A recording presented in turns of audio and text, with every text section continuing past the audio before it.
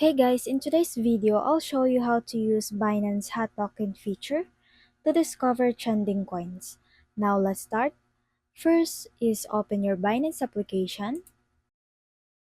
Now, in the homepage of your Binance, just locate the Hot section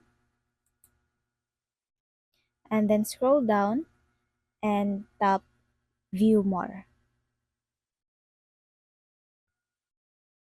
Now, as you can see in this section, the ranking of tokens.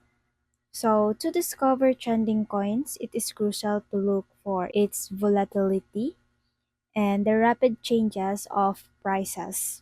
Like, for example, this token Dodge. So, as you can see, the price is constantly moving. So, this means that this is a trending token, and many people are trading on this token.